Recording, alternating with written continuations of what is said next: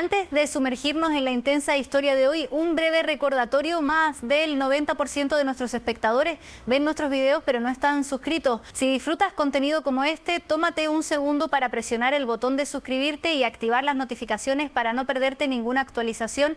Y si esta historia te resulta atrapante, no olvides darle like al video. Realmente nos ayuda. No sé ni siquiera cuándo comenzó de verdad. Tal vez empezó mucho antes de que yo misma me permitiera verlo. Tal vez fue una semilla plantada en las grietas que se habían formado entre David y yo tan lentamente que apenas las noté al principio. Llevábamos casi 12 años casados cuando me di cuenta por primera vez de que estaba sola dentro de mi propia casa. David no era cruel, no era abusivo, no era un monstruo al que cualquiera pudiera señalar y decir: ah, por eso ella lo hizo. Él simplemente estaba ausente. Y no me refiero a que nunca estuviera en casa. Estaba, pero en realidad no estaba allí. Recuerdo una noche de la primavera pasada cuando me senté frente a él en la mesa del comedor. Los niños habían terminado temprano y se habían ido a sus habitaciones. Yo había preparado su pollo al romero favorito y verduras asadas. Él comía en silencio, desplazándose por su teléfono con la mano izquierda mientras la derecha levantaba el tenedor una y otra vez. Le pregunté cómo le había ido en el trabajo. Se encogió de hombros. Le pregunté si había visto el correo sobre el recital de piano de Emma.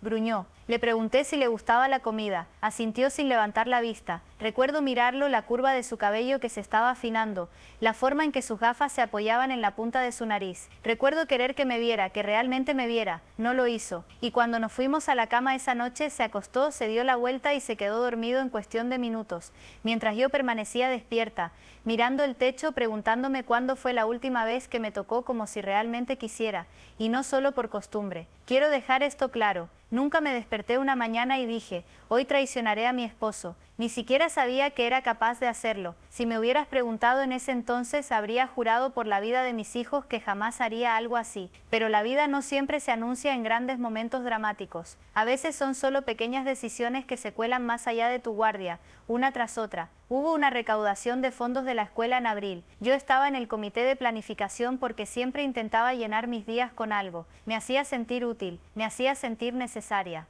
Estábamos decorando el gimnasio con farolillos de papel cuando Mark se ofreció a ayudarme a colgar algunos de los más altos. Yo conocía a Mark, por supuesto, era el papá de uno de los compañeros de clase de Emma, recién divorciado. Siempre era amable, siempre rápido, con un chiste, el tipo de hombre que a la gente le gusta tener cerca porque hacía que el trabajo se sintiera más liviano. Sostenía la escalera con firmeza mientras yo subía. Recuerdo mirar hacia abajo y verlo sonreírme. Me molestó por mi equilibrio. Yo le devolví la broma por su corbata torcida. Fue inocente, no fue nada, pero me hizo reír, una risa auténtica y burbujeante que no me había escuchado a mí misma en mucho tiempo. Después se ofreció a invitarme un café como agradecimiento por quedarme hasta tarde para terminar los farolillos. Dije que sí porque me parecía grosero decir que no. Nos sentamos en su coche fuera de la cafetería con vasos de papel calentándonos las manos. Hablamos primero de nuestros hijos, luego de la recaudación y luego de nuestras vidas. Me preguntó sobre mi matrimonio, no directamente, sino con suavidad. Me preguntó si era feliz. Mentí. Dije que sí, pero luego volvió a preguntar, más suave, y escuché mi propia voz quebrarse cuando dije: a veces no lo sé. Esa conversación no llevó a nada. Me fui a casa, besé a mis hijos para darles las buenas noches. Me metí en la cama junto a David y sentí su calor pero no su cercanía. Y me dije a mí misma que no era nada. Pero después de eso empecé a notar más a Mark. En la salida de la escuela me saludaba con la mano desde el otro lado del estacionamiento. A veces se acercaba y charlábamos mientras esperábamos a que los niños salieran. Me hacía reír y me escuchaba. De verdad me escuchaba. Me miraba a los ojos cuando hablaba. Recordaba cosas que yo decía. David apenas recordaba poner su taza de café en el lavavajillas. Una tarde Mark me preguntó si quería almorzar mientras los niños estaban en la escuela. Dudé. Se sentía como una línea que no debería cruzar, pero era solo un almuerzo, ¿verdad? Solo dos padres compartiendo una comida, así que dije que sí. Nos sentamos en un rincón tranquilo de un pequeño café. Me preguntó por mis sueños, los que había tenido cuando era más joven. No había pensado en ellos en años. Antes quería viajar, escribir, hacer algo más grande que reuniones del PTA y listas del supermercado. Me preguntó por qué había dejado de hacerlo. No tenía una respuesta que tuviera sentido. Después de ese almuerzo no pude dejar de pensar en él, ni siquiera de la manera obvia que podría suponer. No se trataba de querer arrancarnos la ropa o escondernos en habitaciones de hotel. Se trataba de sentirme despierta de nuevo, de sentir que existía, que alguien me veía y le gustaba lo que veía. Empecé a vestirme de manera diferente para dejar a los niños en la escuela. Nada escandaloso, solo un poco más de esfuerzo. Me peinaba con más cuidado, me ponía brillo labial. David nunca lo notó, pero Mark sí. Sonreía y decía, te ves bien hoy. Esas palabras eran como agua para una planta sedienta. Aún me decía a mí misma que era inofensivo, que nunca dejaría que llegara demasiado lejos. Yo era una buena esposa, una buena madre, nunca arriesgaría todo, pero lo que pasa con las líneas es que una vez que permaneces cerca de ellas el tiempo suficiente se vuelven borrosas. Una tarde me preguntó si quería ver la nueva librería del centro. Amo las librerías. David las odiaba, decía que olían a polvo y ponía los ojos en blanco cuando llegaba a casa con un montón de novelas que nunca parecía tener tiempo de leer, pero a Mark le gustaban los libros. Le gustaban tanto que pasó una hora recorriendo los pasillos conmigo, señalando sus favoritos, preguntando por los míos. Cuando salimos estaba lloviendo. Sostuvo su abrigo sobre mi cabeza mientras corríamos hacia su coche. Nos sentamos ahí riendo, empapando los asientos. Luego la risa se desvaneció y simplemente nos miramos. Sentí que el aire cambiaba. Sentí mi corazón latir tan fuerte que pensé que él podía oírlo. Extendió la mano y apartó una gota de lluvia de mi mejilla con el pulgar. No lo detuve, no me alejé, pero tampoco me acerqué. Solo me quedé allí respirando el momento, deseándolo y temiéndolo al mismo tiempo. No me besó ese día, pero podría haberlo hecho y creo que yo lo habría permitido. Volví a casa temblando, diciéndome que era un error, que tenía que dejar de verlo a solas. Pero a la mañana siguiente me envió un mensaje pensando en ti y no lo ignoré. Respondí, quiero decirte que fui lo suficientemente fuerte como para terminarlo ahí. Ojalá pudiera decir que lo fui, pero no lo fui. Estaba sola y era débil.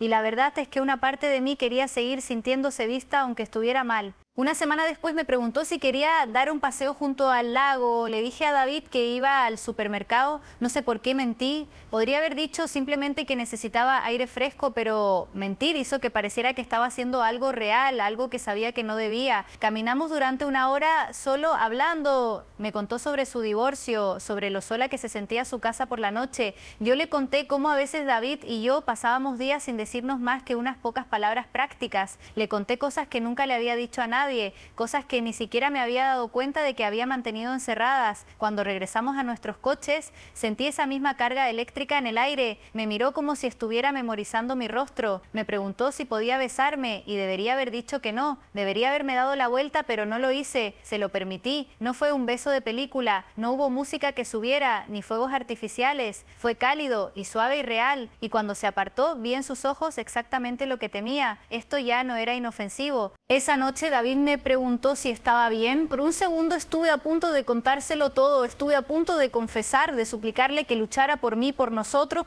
pero estaba cansado del trabajo, con los ojos ya medio cerrados. Así que dije que estaba bien y nos fuimos a la cama, espalda con espalda, nuestros cuerpos tan cerca y sin embargo a kilómetros de distancia. Me quedé despierta mirando el techo, el sabor de Mark aún en mis labios, preguntándome en quién me había convertido y si alguna vez podría volver atrás. Los días después de ese primer beso se sintieron como caminar por una cuerda floja, equilibrada entre dos versiones de mí misma. Una parte de mí era la esposa, la madre, la mujer que preparaba almuerzos, doblaba la ropa y se paraba junto a su esposo en reuniones familiares con una sonrisa ensayada. La otra parte de mí era la mujer que revisaba su teléfono cada pocos minutos esperando un mensaje de Mark, cuyo corazón se aceleraba cada vez que veía su nombre iluminar la pantalla. Ojalá pudiera decirte que me detuve entonces, que entré en razón, que elegí a mi familia y cerré esa puerta para siempre. Pero la verdad es que una vez que pruebas la sensación de ser deseada, verdaderamente deseada, es como descubrir que llevabas tiempo muriéndote de hambre sin saberlo. Mark no me empujó a nada, no me acorraló ni me engatusó para guardar secretos. Yo caminé hacia él paso a paso, elección tras elección. No se convirtió en algo dramático de la noche a la mañana. No hubo habitaciones de hotel lujosas ni escapadas salvajes. Fueron momentos robados en lugares ordinarios. Un paseo en coche por la ciudad mientras los niños estaban en la escuela. Una pausa para el café que duraba 1 o 2 horas de más. Un mensaje enviado tarde por la noche mientras David roncaba a mi lado,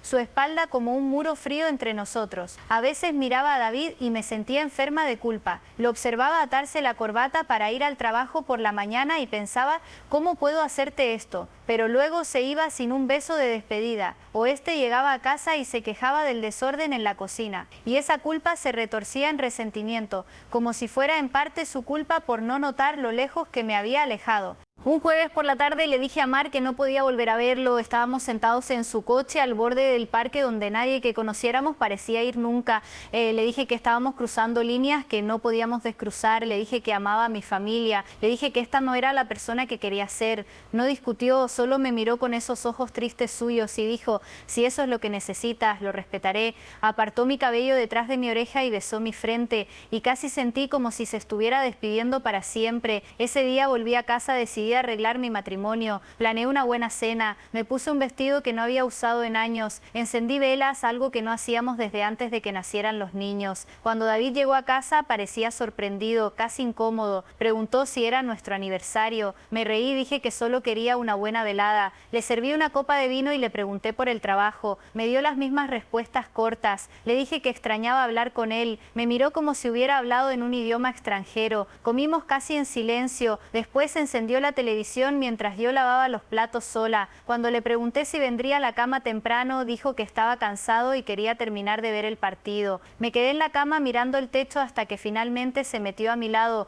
oliendo levemente a whisky y loción para después de afeitar. No me tocó. Una semana después, Mark escribió: te extraño. 3 palabras simples. Las miré durante una hora antes de responder. Yo también te extraño. Eso fue todo lo que hizo falta para caer de nuevo en ello, solo que esta vez fue más lejos. Un día, cuando los niños estaban con mi hermana y David estaba de viaje de trabajo, Mark vino a casa. Nunca antes lo había dejado entrar en mi casa. En cuanto cruzó la puerta, sentí como si las paredes nos observaran. Se quedó de pie en mi cocina mirando las fotos de mi familia en el refrigerador. Pasó el dedo por el borde de un imán que Emma había hecho en el preescolar. Me miró y preguntó: ¿estás segura? No lo estaba, pero asentí de todos modos. Nos sentamos en el sofá y hablamos. Ojalá pudiera decir que solo hablamos, pero fue la primera vez que nos permitimos estar realmente cerca. No se sintió glamoroso ni imprudente, se sintió triste y cálido al mismo tiempo. No dejaba de mirar alrededor de la habitación, los juguetes en la esquina, la cesta de ropa medio llena al pie de las escaleras. Mi vida estaba allí a nuestro alrededor, recordándome lo que estaba arriesgando, pero no me detuve. Después de ese día ya no había manera de fingir que solo éramos amigos, ni de mentirme a mí misma diciendo que estaba sola y necesitaba compañía. Sabía exactamente lo que estaba haciendo y aún así seguía haciéndolo. Seguía preparando la cena para mi familia todas las noches. Seguía preparando los almuerzos escolares, yendo a reuniones del PTA, sonriendo a los vecinos, besando la mejilla de David cuando llegaba a casa. En la superficie era la misma mujer que siempre había sido, pero por dentro sentía que era alguien completamente distinto, alguien viviendo una historia sin un final claro. Una noche David encontró un mensaje en mi teléfono. Había sido descuidada, ni siquiera era explícito, solo Mark preguntando si quería volver a encontrarnos en el parque. David lo leyó mientras yo doblaba ropa arriba. Entró al dormitorio tan silenciosamente que ni siquiera lo escuché al principio. Cuando levanté la vista, el teléfono estaba en su mano. Su rostro estaba pálido, sus ojos abiertos y heridos de una manera que nunca antes había visto. Me hizo una sola pregunta: ¿me estás engañando? En ese momento podría haber mentido, podría haber dicho que no, que Mark era solo un amigo, pero no lo hice. Me quedé allí de pie sosteniendo una toalla que olía a suavizante y le dije que sí, lo estaba haciendo. Sentí como la palabra salía de mi boca como veneno. David se sentó en el borde de la cama y se llevó la cabeza entre las manos. No gritó, no lanzó nada, solo se quedó allí respirando como si cada aliento doliera. El silencio entre nosotros fue más fuerte que cualquier discusión que hubiéramos tenido. Me preguntó cuánto tiempo, le dije que meses. Me preguntó si amaba a Mark, dije que no lo sabía. Me preguntó si todavía lo amaba a él, dije que tampoco lo sabía. Fue la primera conversación honesta que tuvimos en años y nos abrió como un vaso agrietado. Los días siguientes fueron una confusión de discusiones en susurros a puertas cerradas, silencios tensos durante el desayuno, explicaciones incómodas a los niños sobre por qué papá dormía en la habitación de invitados. Mark seguía escribiendo, pero yo no respondía. Ya no sabía qué quería, solo sabía que estaba de pie entre las ruinas de algo que había ayudado a destruir. La gente piensa que una aventura es todo pasión y emoción y secretos emocionantes. Tal vez para algunos lo sea. Para mí fue sobre todo culpa y confusión y una soledad que se sentía más profunda que nunca porque ahora había arrastrado a alguien más a ella también. David me pidió que cortara completamente con Mark. Prometí que lo haría. Eliminé su número, lo bloqueé en todos lados donde pude. Pensé que esa sería la parte más difícil, dejar ir a Mark, Mark, pero la verdad es que la parte más difícil fue enfrentarme a mí misma todos los días y tratar de vivir con lo que había hecho. Le dije a David que quería arreglar nuestro matrimonio. Dijo que no estaba seguro de poder perdonarme. No lo culpé. Algunas noches llegaba tarde a casa y yo me preguntaba si estaría viendo a alguien más también, por despecho o tristeza, o solo para sentir algo diferente. No tenía derecho a preguntar, así que seguimos adelante. Dos personas rotas intentando remendar algo que tal vez se había roto mucho antes de que Mark entrara en escena. Y en la quietud de mis momentos vacíos, seguía preguntándome si valió la pena, si sentirme vista durante unas pocas horas robadas, valía la pena perder la vida que había construido. Aún no sé la respuesta, tal vez nunca la sepa. Han pasado meses desde que todo salió a la luz. A veces se siente como si le hubiera pasado a otra persona, como si estuviera recordando una película que vi hace mucho tiempo, pero luego sorprendo a David mirándome desde el otro lado de la cocina, y hay un destello en sus ojos, dolor mezclado con algo parecido al miedo, y recuerdo que esta es mi vida ahora, esta es nuestra vida ahora. Probamos terapia, nos sentamos en una habitación con un extraño que nos hacía preguntas que no podíamos responder. ¿Por qué lo hice? ¿Por qué él no me vio alejarme? ¿Por qué no luchamos el uno por el otro antes? Algunos días volvíamos en coche en silencio, los dos mirando la carretera, demasiado agotados para hablar. Otros días nos tomábamos de la mano por un momento en el coche, intentando fingir que eso significaba algo, que significaba que estábamos sanando. Ya no hablo con Mark, no lo he hecho en mucho tiempo. Me escribió una vez semanas después de que la verdad saliera a la luz, solo un mensaje diciendo que esperaba que yo estuviera bien. No respondí, no sé si él siguió adelante. Espero que sí, espero que encuentre a alguien que no tenga que esconderse, alguien que no esté partida en dos por la culpa y la rutina. David y yo seguimos aquí bajo el mismo techo. Algunas noches duerme a mi lado y siento que busca mi mano en la oscuridad, y se la aprieto y rezo para que eso signifique que podamos encontrar el camino de regreso. Otras noches somos dos extraños acostados a centímetros de distancia, y me pregunto si es más amable dejarlo todo ir que seguir fingiendo que podemos arreglar esto. Los niños no conocen los detalles, solo saben que las cosas cambiaron, saben que papá duerme en el sofá a veces, saben que mamá llora en el baño cuando cree que no la escuchan. Odio eso, odio que mis decisiones les hayan hecho eso, odio que sin importar lo que haga ahora no pueda deshacerlo. No me veo como una víctima, sé que no lo soy, tomé las decisiones que nos trajeron aquí, dejé que la soledad se convirtiera en una razón, dejé que mis necesidades pesaran más que mis votos, dejé que otro hombre entrara en una parte de mi vida que se suponía que era solo para mi esposo. Me hago cargo de eso. Si hay una cosa que todo este desastre me ha enseñado, es que los matrimonios no se rompen de la noche a la mañana, se agrietan lentamente en todos los lugares a los que dejamos de prestar atención, en todas las palabras que no decimos, en todas las noches en que nos damos la vuelta y miramos la pared, en lugar de mirarnos el uno al otro. Ojalá lo hubiera visto antes, ojalá David también lo hubiera hecho, tal vez ahora seríamos diferentes, tal vez no. La gente piensa que una aventura es lo peor que una persona puede hacer, no lo sé, tal vez lo sea, pero a veces pienso que lo peor es lo que viene después, el espacio hueco donde antes estaba la confianza, las preguntas que sigues haciéndote a ti misma tarde en la noche. ¿Quién soy ahora? ¿Quiénes somos ahora? ¿Puede el amor sobrevivir a la traición? Aún no conozco el final de esta historia, todavía la estamos viviendo. Algunos días pienso que lo lograremos, otros días pienso que solo somos muy buenos fingiendo, pero me levanto cada mañana, preparo el desayuno para mi familia, empaco almuerzos, doblo ropa, pago cuentas. La vida no se detiene por los errores, y de vez en cuando David me mira como si tal vez todavía viera a la mujer con la que se casó, y yo le devuelvo la mirada e intento creer que ella sigue aquí dentro, en algún lugar esperando ser perdonada, intentando perdonarse a sí misma.